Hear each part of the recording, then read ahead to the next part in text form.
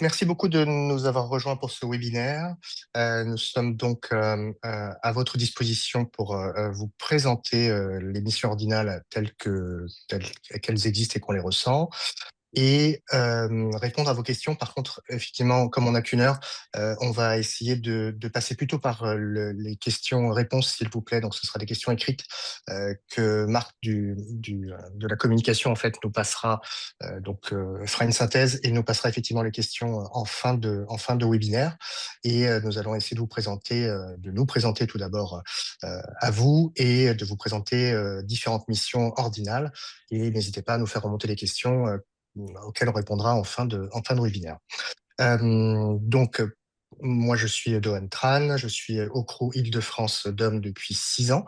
Donc, c'est mon premier mandat. Je vais avoir l'honneur de me présenter une deuxième fois pour le deuxième mandat pour les élections à venir, où j'espère nous aurons un maximum de candidats et un renouvellement de candidats. Et on espère vous motiver pour ça, puisque nous quatre, en tout cas, sommes motivés par nos missions ordinales et heureux de faire partie des différents CRO. Je vais laisser la parole à Delphine qui va commencer à vous présenter une partie des missions et se présenter. Gonzalo après prendra le relais, Leslie, et j'aurai le plaisir de terminer la présentation. Merci Delphine, je te passe la parole. Bonjour à tous, donc moi Delphine Debelle, je suis vétérinaire généraliste canin. Je suis au CRO moi depuis 3 ans, donc j'y suis depuis pas très longtemps. Je m'étais présentée parce que je voulais vraiment faire participer à la vie de la profession. Je voulais vraiment être active. On est toujours les premiers à râler, on est toujours les premiers à pas très bien comprendre à quoi sert l'ordre, et donc je voulais voir ça de l'intérieur. J'avoue que depuis 3 ans, j'ai été très agréablement surprise. Moi, je suis au CRO Normandie. Moi, je vais vous parler déjà des conseils ordinaux. Qu'est-ce qu'on y fait? On passe en revue pas mal de choses. En fait, c'est un conseil tous les 3 mois, hein. Il y en a 4 dans l'année. Ça prend une journée complète. Et en fait, pendant ces conseils, on passe en revue tous les différents sujets qu'il y a eu au cours des 3 mois. Donc, que ce soit les plaintes des clients, la gestion des sociétés, la gestion des vétérinaires qui ont pu nous faire part soit de leurs difficultés de payer leurs cotisations. On s'occupe aussi des sujets d'exercice illicite, donc tout ce qui va être les, les ostéopathes déclarés, les shiatsu équins, là on a eu un cas d'iridothérapie, donc médecine par les sangsues. Enfin voilà, donc on discute un petit peu tous ces différents sujets en CRO. Entre les sessions, donc on reçoit effectivement les récapitulatifs de la semaine, tout ce qui s'est passé par le secrétariat. Et donc du coup, on donne notre avis, on commente. Il y a beaucoup d'aide et d'assistance qui est faite pour les vétérinaires par le conseil et notamment par notre président régional qui essaye vraiment de faire au maximum de la conciliation, de prendre les propriétaires au téléphone, d'arrondir les angles, de savoir un petit peu ce qui s'est passé. Je m'attendais à quelque chose d'un petit peu plus disciplinaire et en fait pas du tout. Il y a vraiment beaucoup de soutien et d'aide auprès des confrères. Donc voilà, ça permet de voir un petit peu un état des lieux de la profession et ce qui se passe un petit peu sur notre région.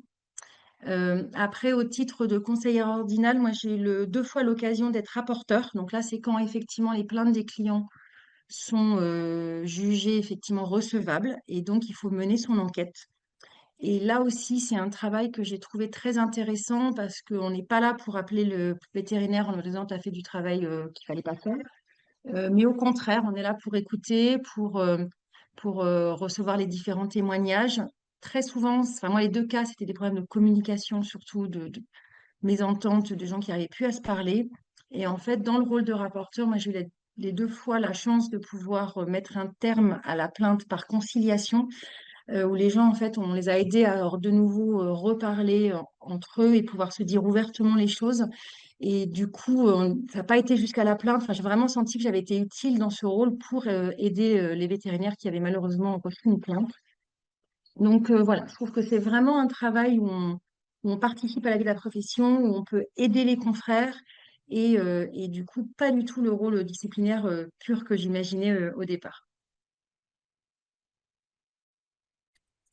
Sachant que je pense qu'il est important aussi de rappeler la mission parce que tout découle, nos missions en fait découlent de la mission principale de l'ordre qui a été confiée en fait par l'État à l'issue de la guerre, me semble-t-il. J'espère ne pas faire d'erreur historique, mais qui est en fait que l'ordre a pour mission de faire en sorte que les clients puissent trouver un vétérinaire compétent 24 heures sur 24, 7 jours sur 7 pour soigner leurs animaux. Donc globalement, c'est le contrat que nous on a avec l'État et c'est là où effectivement il y a parfois des confusions entre les missions de l'ordre et celles du SNVEL, puisque le SNVEL va effectivement être d'abord là pour défendre effectivement les vétérinaires.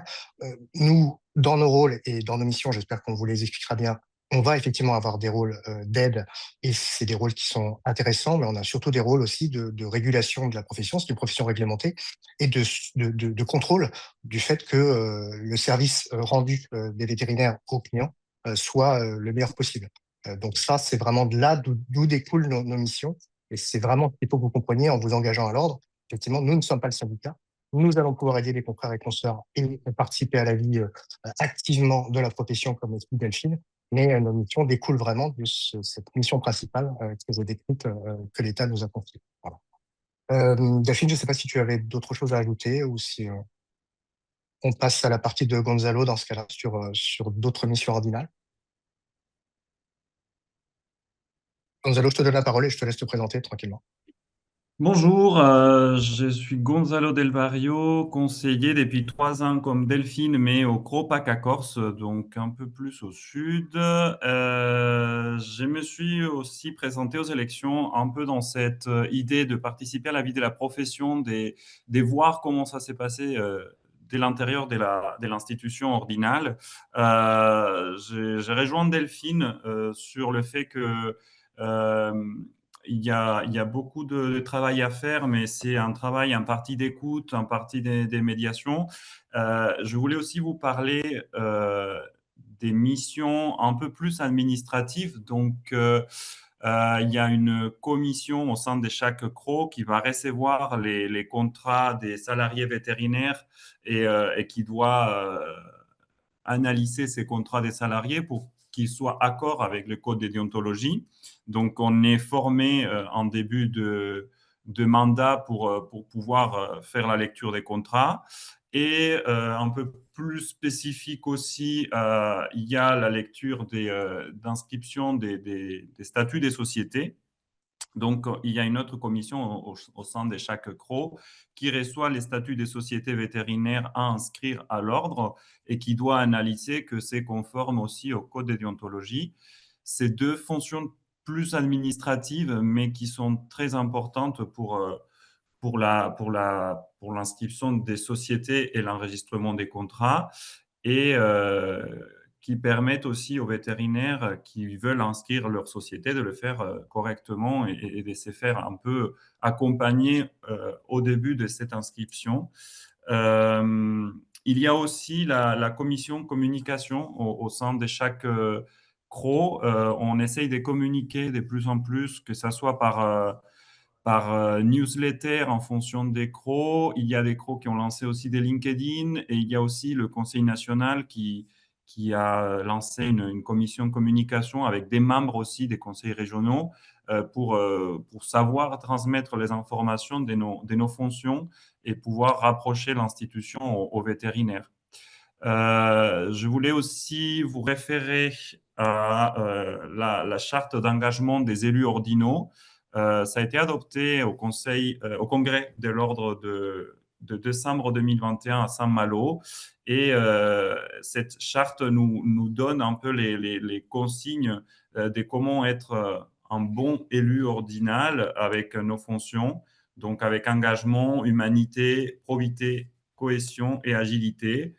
Et je vous réfère au site vétérinaire.fr si vous voulez effectivement lire la charte d'engagement des élus, qui est assez important si vous voulez être élu.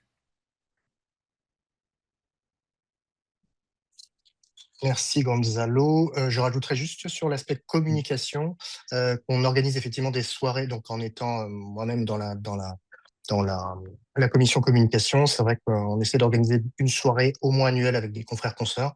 C'est toujours excessivement intéressant. Et là, il y a eu récemment, je crois, en Côte d'Or, commission, enfin, pardon, une soirée qui a été faite avec le préfet de police et avec un certain nombre d'acteurs de police et de justice sur les incivilités. J'ai pas pu avoir effectivement donc j'aimerais voir s'il y a un replay disponible ou en tout cas des retombées, mais je trouvais ça passionnant en tout cas de pouvoir organiser une soirée comme ça sur les incivilités avec justement des échanges avec les confrères consoeurs et surtout les autorités de police et de justice pour voir quels sont les recours que nous avions. Donc voilà, exemple de choses qu'on peut faire dans les CRO qui peut être pour moi excessivement intéressante. Je passe la parole à Leslie qui va nous parler d'autres missions. Merci Leslie. Bonjour à tous, merci d'être venus si nombreux. Donc, moi, je suis Leslie Lopez de Lima, je travaille à Montpellier dans une structure canine généraliste avec une petite activité de référé. Et ça fait, comme Delphine, 3 ans que je suis au CRO, mais au CRO Occitanie. Et je me suis inscrite vraiment je me suis présentée pour les mêmes raisons que Delphine. J'avais envie d'être un peu plus impliquée dans la vie de la profession et de comprendre un petit peu ce qui se passait derrière ces mails que parfois on reçoit et qui peuvent nous faire peur, et souvent à tort en fait. C'est ce que je me suis rendu compte en rejoignant l'ordre, donc le CRO Occitanie, c'est que on a vraiment une mission déjà certes d'être sûr que notre profession reste réglementée, mais d'aider les vétérinaires aussi, et notamment donc Delphine en a un petit peu parlé pendant les plaintes, mais aussi sur tous les dossiers de réclamation. Fort heureusement, dès qu'il y a un différend avec un client, ça part pas tout de suite en plainte, et on a l'étape d'avant qui est la réclamation où c'est souvent de la mauvaise communication. Le vétérinaire, pardon, j'ai perdu la ligne. Le vétérinaire et le client ont un différend sur tel ou tel sujet et on est là pour aider au dialogue. Donc ça, c'est une des missions qu'on a, donc la résolution des différends à l'amiable. Et on a aussi la même chose, mais entre deux vétérinaires, donc la partie médiation, où l'ordre vient un petit peu comme un tiers neutre pour essayer de renouer souvent, c'est souvent pareil, des problèmes de communication, donc pour renouer le dialogue entre deux vétérinaires, donc c'est ce qu'on appelle les médiations. Et c'est une procédure qui est prise en charge par l'ordre déjà, donc c'est un cadeau à la profession. Et les quelques médiations que j'ai eu à faire, ça a été assez bien vu dans le sens où, pareil, on se sent utile, on a l'impression d'aider deux confrères ou deux consoeurs à résoudre un différend entre eux, et ça évite des longues procédures. Quand il y a des dissolutions de SAS, des choses comme ça. Donc, on a l'impression de les avancer un petit peu. Et on s'était dit aussi avec mes confrères que ce serait bien de vous parler un petit peu de la mission, pardon, du check-up un peu de certains DPE. Donc, on vient vérifier que tout est bien respecté, ce qu'une clinique a bien. Pardon. Non, juste avant le par rapport à la Joanne, médiation, ouais, effectivement. Pardon, c'était juste que tu puisses nous Ouais, parler aussi vas-y. de la formation. Donc, c'était ton expérience, parce qu'effectivement, on n'est pas lâché comme ça en médiation. On a la chance de pouvoir avoir des formations Exactement. via l'ordre. Et si tu peux nous parler aussi de la formation que tu as pu avoir, moi que j'ai eu il y a 3 ou 4 ans, me semble-t-il, mais que tu as eu, je pense, en octobre dernier par rapport à cette médiation où, alors je ne sais pas si Delphine s'était lancée peut-être. Alors, parfois, on se lance sans formation. On a la chance aussi d'avoir des formations en médiation sur 2 ou 3 jours, je ne me souviens plus. Si tu peux juste nous en reparler, excuse-moi de t'avoir coupé. Non, mais tu as bien fait. Et pour le coup, c'est la même chose pour le disciplinaire. On a aussi des formations sur comment gérer nos dossiers en disciplinaire. Mais sur la médiation, l'ordre organise toutes les X années des formations sur 3 jours qui se déroulent à Paris, où on est encadré par donc, un formateur et une juriste ou une avocate, ça dépend des années, et qui nous coach vraiment sur comment appréhender ces médiations pour justement rester neutre, même si forcément on est humain, on a envie de prendre parti pour l'un ou l'autre et d'être au maximum prêt pour le jour où on a effectivement une médiation. Et moi, depuis que j'ai fait cette formation, on en a déjà mis, donc c'était en décembre dernier, et depuis, j'ai déjà eu deux demandes de médiation. Donc c'est le président de l'ordre de notre CRO qui reçoit les demandes de médiation, et après il nous en assigne aux, aux élus ordinaux. Donc ça donne une idée de nous, on est 18 élus, j'en ai déjà eu 2 en quelques mois depuis que j'ai fait la formation. Donc c'est quand même quelque chose qu'on est amené à faire assez régulièrement. Donc il faut quand même qu'on ait les bases au moins pour arriver et essayer de résoudre au mieux les différends des vétérinaires. Et effectivement, on a la même chose pour le disciplinaire sur comment rédiger un dossier, comment être rapporteur. On n'est pas lâché et abandonné dans, dans la grande cour. On a vraiment un accompagnement, et puis même quand on arrive à l'ordre, on a un parrain pour que justement, donc un élu qui est là depuis plus longtemps pour nous aider, pour nous accompagner. Donc ça, c'est très, très agréable, cette formation et cet accompagnement qu'on a au début, mais pas que, puisque moi, ça fait 3 ans et voilà. Je ne sais pas si ça répond aux questions. Tu penses, ou Douane, tu avais des choses à rajouter sur cette partie-là? Non, c'était voilà, ouais, effectivement bien précisé qu'on n'est pas lâché, on n'est pas lâché dans la nature, et dans le grand bain sans savoir nager, on essaie quand même d'avoir quelques cours de base de natation avant qu'on nous lâche dans le grand bain, et on a toujours des référents au sein des CRO pour pouvoir nous aider en cas de besoin. Donc c'est aussi ça qui me semble important, et je te laisse enchaîner sur les aspects visite de DPE. Oui, en- sur les DPE, donc on a quand même une mission de s'assurer que les DPE soient bien conformes. Très souvent, c'est juste que les vétérinaires sont pas forcément au courant de toute la législation. Il y a des petites, il y a des subtilités à connaître. Donc moi, j'ai dû aller faire la visite des nouveaux locaux du CHV en face de ma région, donc à Montpellier. Et donc, on a vérifié tous ensemble, on était plusieurs dans la commission, que le cahier des charges était bien respecté. C'était le cas, il n'y avait pas de souci. Et donc, ça, on peut le faire sur des DPE plus petits, donc sur les cliniques. Et en même temps, on a une commission, donc moi, j'en fais pas partie, mais de la commission pharmacie peut aussi venir à vérifier que tout soit dans les normes, qu'on n'ait pas de soucis de pharmacie, qu'il n'y ait pas d'antibiotiques critiques utilisés. Et puis, c'est toujours d'abord dans l'accompagnement. Et après, effectivement, il peut y avoir des sanctions si le vétérinaire fait un peu la sourde oreille. Mais il y a une partie quand même pour aider à rester en conformité plutôt que tout de suite sortir le bateau.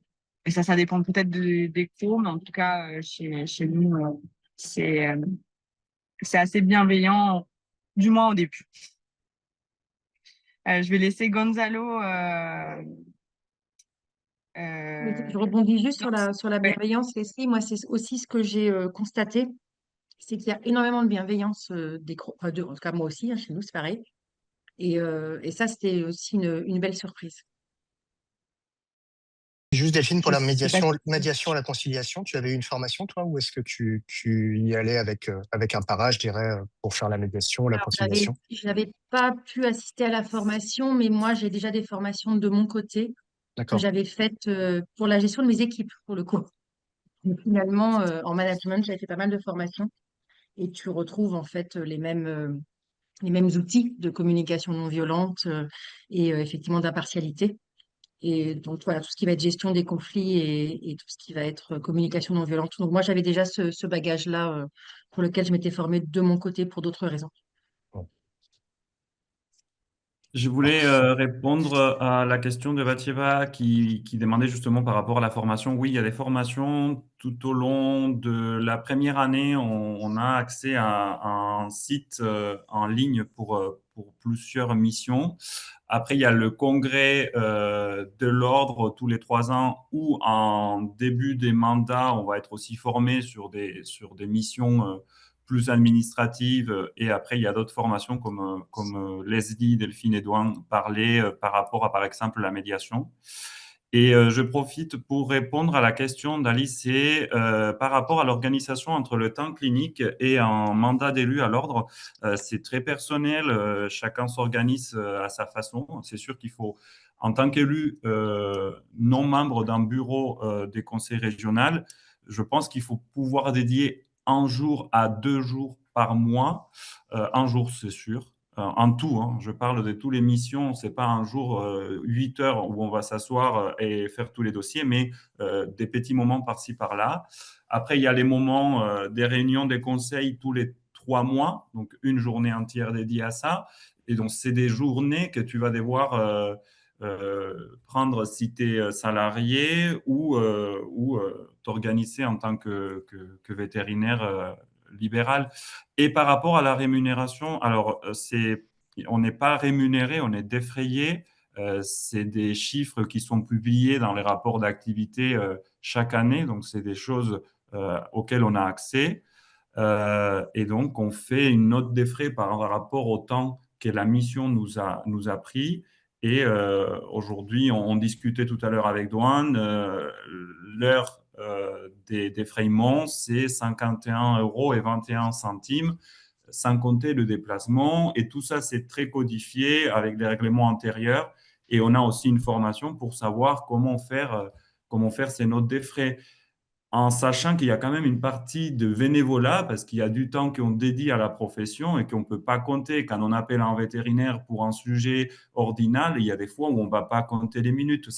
C'est aussi, ça fait partie de notre engagement à la profession. Donc, il y a cette partie qui est défrayée et une partie des bénévoles qui est innée, je pense, au fait d'être élu. On ne compte pas tout le temps qu'on dédie à l'ordre. Après, c'est personnel et c'est codifié dans les règlements antérieurs. J'espère avoir répondu à Alice.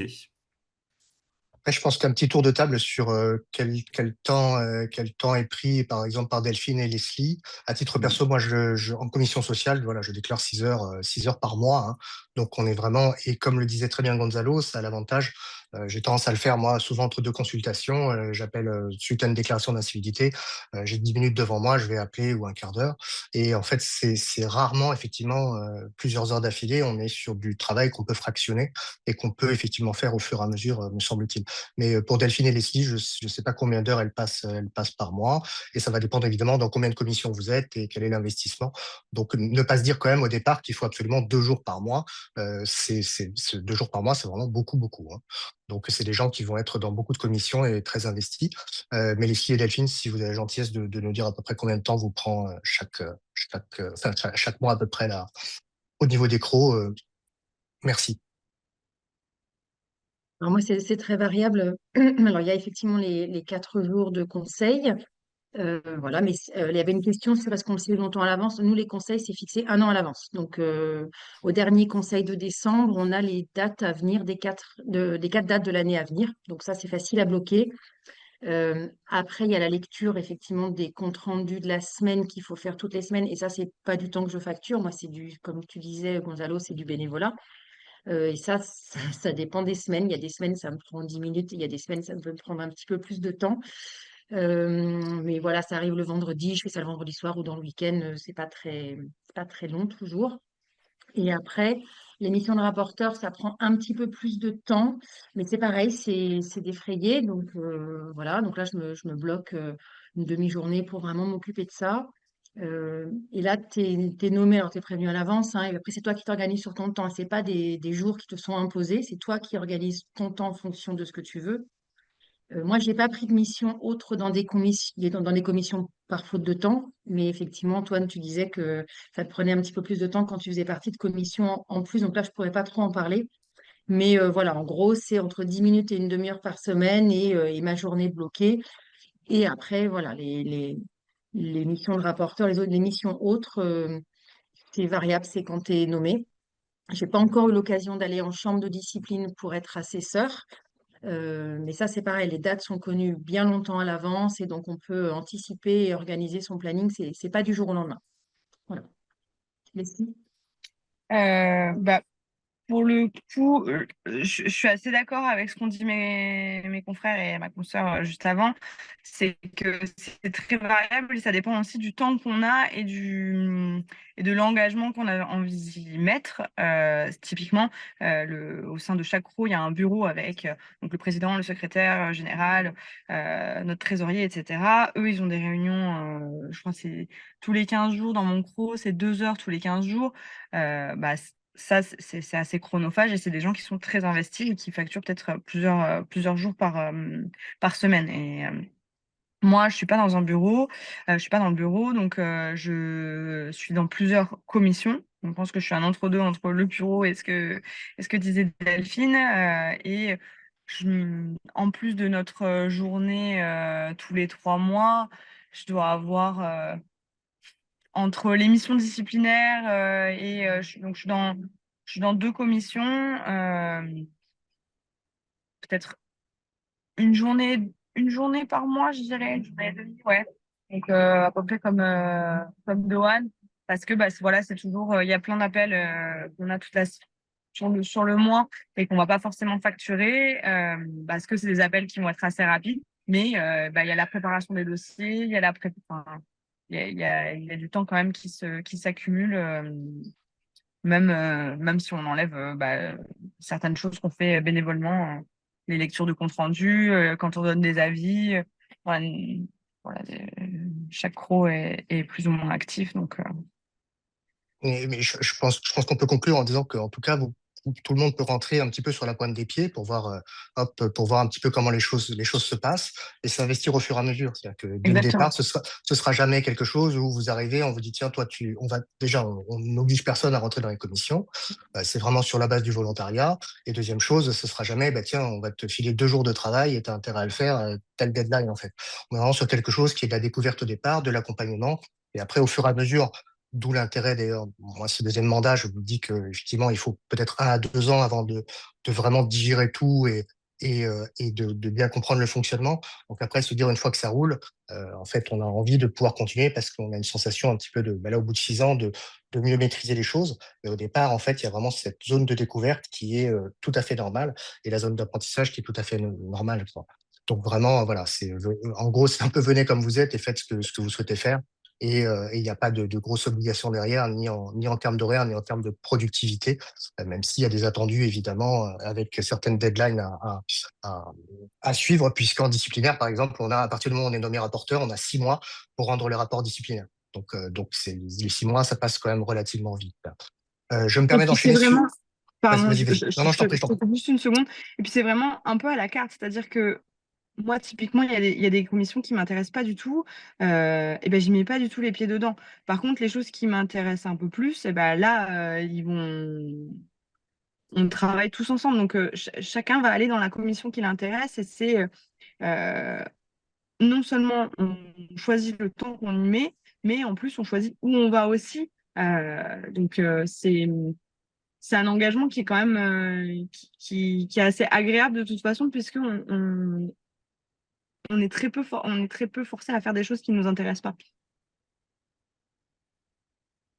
Et ouais, je me permettais d'enchaîner sur moi les missions que je vais vous présenter et qui évidemment m'intéressent, mais aussi sur la notion de communauté, puisque moi, c'est vraiment quelque chose qui m'est cher, la notion de communauté, la communauté vétérinaire et la communauté finalement ordinale, parce qu'elle existe.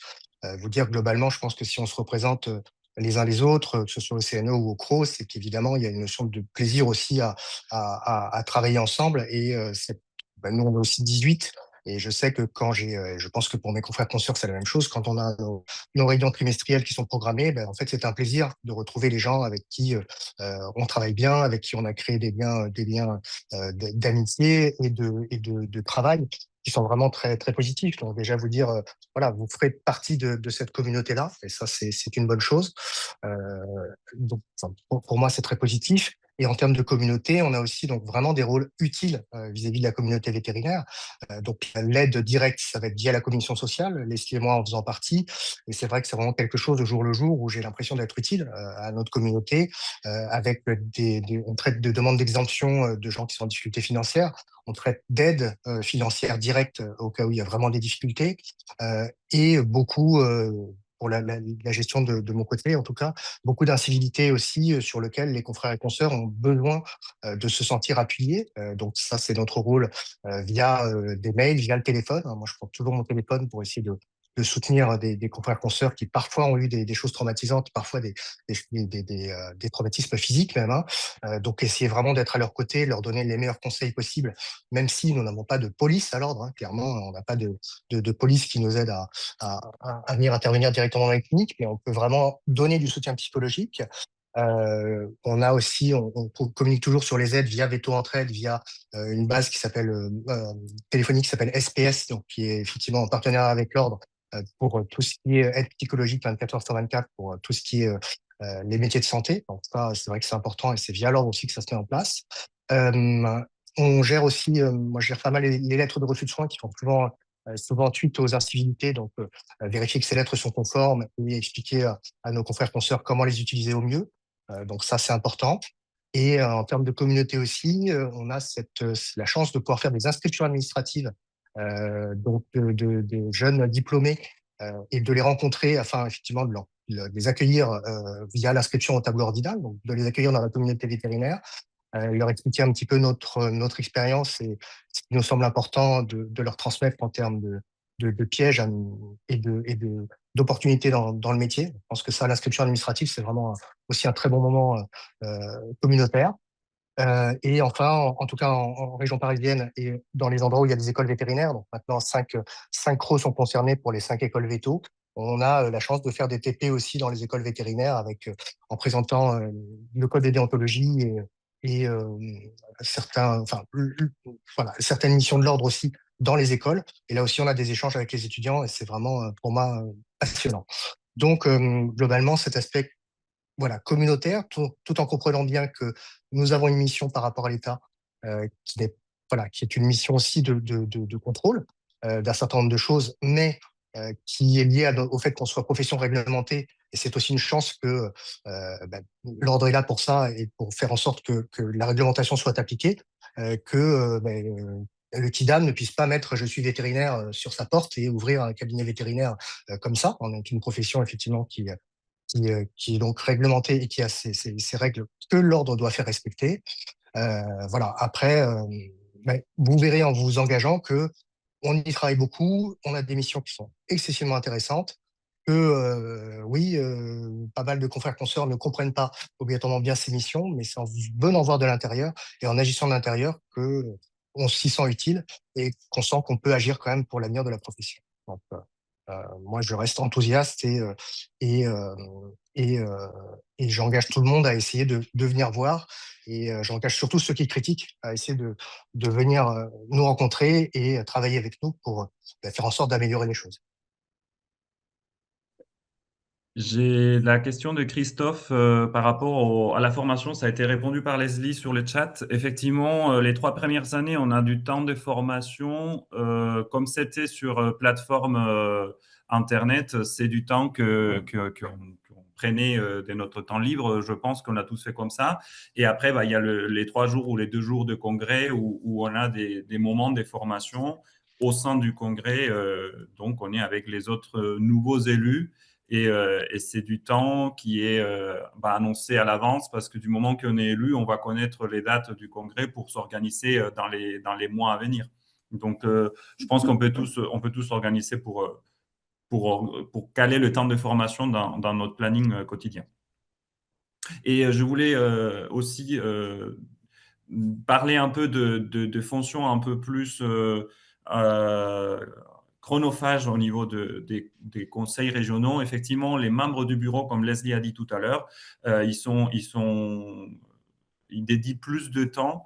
Et c'est vrai qu'un premier mandat, c'est peut-être plus difficile, mais au bout de 2-3 ans, on peut commencer à comprendre le fonctionnement d'un conseil et avoir appris pas mal des choses pour pouvoir peut-être prendre ces postes ou vouloir prendre ses responsabilités. Et là, effectivement, comme sur des commissions, on se sent vraiment utile dans le quotidien des dossiers et on voit vraiment le travail du conseil et du bureau et en lien avec les secrétaires administratifs parce que chaque conseil régional a des secrétaires administratifs qui sont toujours là aussi pour aider les élus et pour accompagner et beaucoup au début de notre mandat. Est-ce qu'on passe aux questions-réponses, Marc, ou est-ce qu'il y avait d'autres points, Gonzalo, Leslie et Delphine, qu'on abordait? Est-ce que Leslie est avec nous toujours ou pas? Alors écoute, non, tu peux couper. Non, Leslie, a priori, n'est plus avec nous. Il y a une question, et là, vous allez pouvoir, je pense, tous répondre, qui est, est-ce que vous pouvez exposer les challenges que vous rencontrez en tant qu'élu ordinal au cours de vos missions? Challenges, difficultés, défis que vous avez relevés au cours de vos missions. Alors, je ne sais pas qui veut commencer. Moi, je laisse toujours l'honneur. Moi, je laisse toujours l'honneur aux dames. Non, Delphine, si elle peut. Non, mon éducation fait que je laisse toujours l'honneur aux dames. Alors, je ne vais pas pouvoir donner trop de détails, évidemment, mais là, on a un dossier qui traîne depuis plus d'1 an et qui est lié, en fait, aux limites de la fonction ordinale, qui fait qu'on ne peut quand même pas faire n'importe quoi, et même s'il y a des choses qui nous paraissent aller de soi, en fait, finalement, il y a quand même une procédure qui est toujours à suivre. Et voilà, c'est un côté plus frustrant, en fait. Alors, je pourrais pas plus l'expliquer que ça, mais voilà, en tout cas, il y a quand même un cadre, il y a quand même un droit de réserve, on ne peut pas dire et faire n'importe quoi. Et ça, il faut apprendre aussi à, du coup, laisser le temps au temps et à respecter les procédures telles qu'elles doivent être faites. Moi, je suis un peu tout feu, tout flamme, des fois, j'ai un peu envie de foncer, et là, ça ne peut pas se passer comme ça. Voilà, c'est ça qui pour moi est des fois le plus frustrant. Et du coup, parfois avec des dossiers qui sont longs, pour un autre cas, parfois voilà, sur des exercices illégaux de la médecine vétérinaire, bah, faut envoyer des courriers recommandés, il faut attendre qu'on nous réponde, il faut essayer de contacter les gens, et puis voilà, ça, je trouve des fois qui traîne un petit peu, et voilà, c'est un peu ce cadre administratif et juridique et de procédure auquel il faut s'habituer. Moi, ça a été ma plus grande difficulté.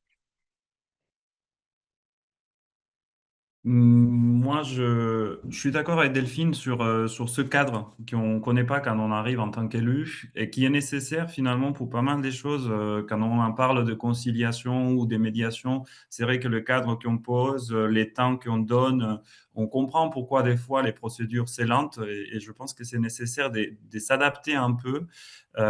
Et dans les challenges, j'ai trouvé que c'est rendre compte que tu peux être utile en dédiant du temps et en faisant des choses vraiment pour les vétérinaires et pour la profession. Moi, ça a été quelque chose de très intéressant.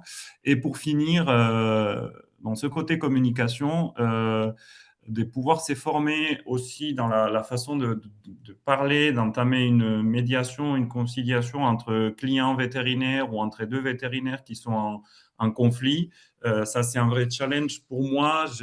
Bon, c'est pas un secret, je ne suis pas francophone en tant que langue maternelle. Et pour moi, c'est un vrai challenge de pouvoir adapter et approprier la langue à un point de réussir une conciliation, une médiation. C'est un vrai challenge pour moi et ça me plaît beaucoup. Donc, c'est intéressant de pouvoir utiliser les langages, la langue pour ça. C'est exactement ça, le challenge que je vois en positif, c'est effectivement sur les médiations et le disciplinaire. D'ailleurs, les deux se rejoignent. Mais d'abord, la formation en médiation, elle est absolument formidable. J'ai même recontacté moi la formatrice pour pouvoir en faire une à titre perso avec des amis parce que ça a changé, enfin ça change aussi notre vie quotidienne. Delphine s'était formée en communication non violente et en fait il y a beaucoup de formations comme ça et ça nous ouvre vraiment beaucoup d'autres choses que la médiation. Et quand on arrive à avoir des médiations, donc moi j'ai eu la chance de faire une médiation accompagnée de ma consoeur Virginie Delpont qui m'a beaucoup aidé d'ailleurs parce qu'elle en avait fait plusieurs avant. mais on a eu 2 vétérinaires en Martinique, on a fait une médiation et finalement, il y a un protocole d'accord qui a été signé. Donc, c'est très, valorisant pour ça. Tout comme ce qu'a vécu Delphine aussi, j'ai eu la chance de faire aussi 2 conciliations avant en disciplinaire, où effectivement il y a eu un accord des 2 parties, qui n'est pas parti en disciplinaire au final, et ça, c'est vachement valorisant. Et enfin, même quand ça part en disciplinaire, qu'on soit rapporteur ou qu'on soit éventuellement participant, et ça, j'ai eu la chance aussi d'être dans les assesseurs des chambres disciplinaires, ben, en fait, c'est aussi un challenge de voir comment ça se passe, de se rendre compte qu'il y a quand même une notion de justice qui est la plus équitable possible, et d'être parfois dans le jury, enfin d'être assesseur, donc de prendre les décisions. Et le challenge, c'est aussi de juger le mieux possible des confrères et consoeurs qui ont parfois fait des écarts, mais comme on est tous aussi vétérinaires praticiens, souvent on peut comprendre les raisons qui ont poussé, enfin parfois on peut ne pas comprendre aussi, hein. Donc c'est aussi le but de l'ordre, c'est de savoir aussi sanctionner quand il y a une sanction à prendre et quand vraiment il y a une faute. Mais en tout cas, le challenge, c'est justement de faire partie d'un système où, encore une fois, on peut faire évoluer les choses. Plutôt que de râler dans son coin en disant ça sert à rien, ben, en fait, si, on sert à pas mal de choses. On résout beaucoup de problématiques en amont. Et éventuellement, si jamais les problématiques ne peuvent pas être réglées en amont, ben, parfois on est là aussi en aval pour potentiellement juger en notre âme et conscience le mieux possible et le plus justement possible. Donc les challenges existent vraiment et ben, on change parfois la vie des gens, on l'espère en bien. Euh, voilà, et ça, c'est quelque chose qui est vraiment valorisant. Et j'ajouterais d'ailleurs qu'on a quand même la chance de pouvoir, si jamais ça doit aller en disciplinaire, être jugé par nos pairs, ce qui veut dire qu'on a en face de nous, ou nous, en tant qu'assesseurs, on est aussi, comme tu disais, Douane, des vétérinaires praticiens, on a les mêmes quotidiens que les vétérinaires qu'on juge, et donc on est beaucoup plus à même de comprendre les situations et du coup de juger, comme tu disais, en ton âme et conscience, mais en sachant vraiment de quoi on parle. Exactement. Pour Y l'instant, avait-il il n'y a pas d'autres questions dans le chat. Il y a eu quelques questions. Je profite juste pour dire, comme a priori, il est possible qu'il y ait plusieurs participants qui envisagent de se présenter aux élections ordinales régionales, pour dire que les élections ordinales régionales, elles auront lieu le 4 juin de cette année. Et donc, c'est la date du dépouillement. Et ce qui veut dire que les candidatures doivent être envoyées au président de la région ordinale, hein, dans lequel on est inscrit, avant le 4 mai minuit. Hein, si les candidatures arrivent après, elles ne seront pas recevables. Donc faites attention, notamment si vous envoyez par la poste, hein, parce que les délais postaux, quelquefois, sont un peu longs. Et donc les candidatures peuvent être envoyées soit en lettres recommandées au président de la région, de la région ordinale, mais ça peut être envoyé par mail. À ce moment-là, vous faites la lettre, vous la signez, vous la scannez ou la photographiez et vous envoyez par mail au président de la région. Là, prochainement, de toute façon, tous les électeurs vont recevoir un mail avec les informations justement pratiques pour effectivement comment envoyer sa candidature. Et vous avez également l'information qui a été publiée ce matin sur le site de l'Ordre et sur l'appli, également smartphone, qui vous donne effectivement les informations pour se présenter aux élections ordinales régionales. Donc, il ne faut pas hésiter à se présenter et après, il ne faut pas hésiter non plus à voter pour effectivement élire vos représentants. Parce qu'effectivement, les représentants ordinaux en région représentent effectivement les vétérinaires qui sont inscrits dans la région. Donc, c'est important effectivement de choisir ces représentants, en sachant que sur le site de vote, le vote sera en ligne. Et sur le site de vote, il y aura les professions de foi des candidats professions de foi qui permettent quand même de connaître effectivement les candidats et leur motivation pour se présenter aux élections ordinales régionales. Est-ce que tu peux juste Et nous rappeler, petit s'il te plaît? bémol aussi, Pardon. sur les conseillers, sur les conseils, donc les élus, je pense que c'est un peu pareil partout. Il y a vraiment tous les types, presque, en tout cas, qui sont représentés. C'est-à-dire qu'il y a des plus jeunes, il y a des un petit peu moins jeunes, il y a des canins, il y a des ruraux, il y a des équins, il y a des indépendants, il y en a qui sont en groupe. Il y a vraiment de tout. Donc, le panel est quand même assez, je pense, représentatif de la profession. Faut pas croire que c'est que des vieux ou que des indépendants aigris ou des... Voilà, il y a vraiment de tout. Et est-ce que Marc, tu peux nous rappeler justement les règles par rapport au groupe, là, s'il te plaît, que j'ai moi redécouverte, enfin découverte récemment. Donc, Oui, alors aujourd'hui, tout vétérinaire qui est inscrit au tableau de l'ordre et qui a reçu un appel de cotisation pour cette année et peut se présenter aux élections, sauf si, mais c'est de très rare cas, hein, il a été interdit par une décision disciplinaire de faire partie d'un conseil de l'ordre. Et donc, tout le monde peut se présenter. Ensuite, concernant les résultats, il y a deux choses. Si jamais il y a deux candidats qui sont en position éligible et qui sont à égalité, et qui sont dans les derniers hein, de la liste, à ce moment-là, c'est le plus jeune qui est déclaré élu parmi les deux. Et ensuite, si on a plusieurs associés d'une même société d'exercice, à ce moment-là, c'est celui qui a eu le plus de voix qui est élu et pas l'autre, parce qu'il ne peut pas y avoir, lors de la même élection, il ne peut pas y avoir deux associés de la même société d'exercice qui rentrent en même temps dans un conseil de l'ordre. Si jamais il y a un associé qui est rentré le tour d'avant, il y a 3 ans, à ce moment-là, ça ne s'applique pas parce que le texte est rédigé de manière que ça s'applique au moment de l'élection. merci pour ces précisions. Et juste, je crois que Gonzalo en parlait, juste bien redire aussi qu'il y a aussi donc un congrès où tous les conseils régionaux, tous les conseils nationaux se retrouvent effectivement. C'est un congrès tous les 2 ans. Et donc, ce congrès, pour motiver encore une fois les troupes, il aura lieu 3 ans? 3 ans. Vous êtes sûr? Oui, C'est tous les 3 ans? Oui, c'est tous les 3 ans parce que ça a lieu Ok. après les parce que ça a élections lieu après les nationales. élections. Très bien. Bon, bah, voyez, je vois pas le Oui. temps passer.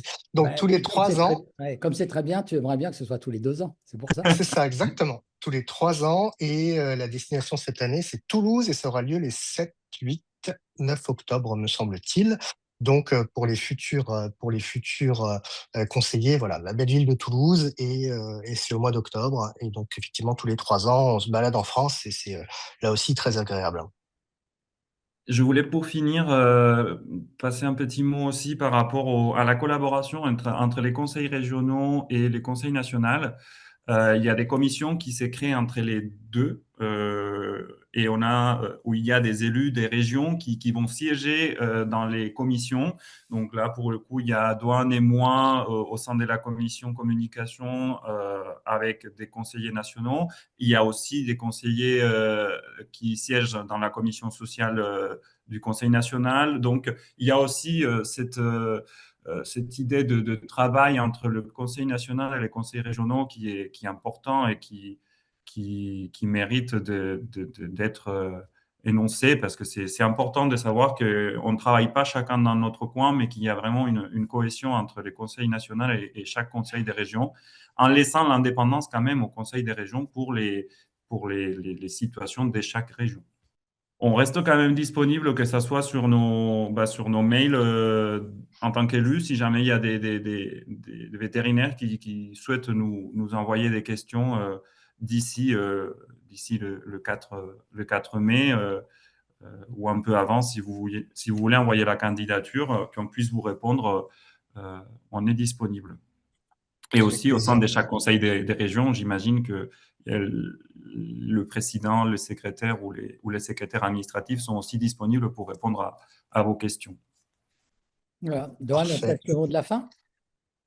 On va remercier déjà tout le monde qui nous a rejoints, on espère vous voir nombreux vous présenter et après avoir la chance de vous rencontrer dans nos différents CRO. Et encore une fois, c'est une opportunité de se sentir utile pour la profession au quotidien.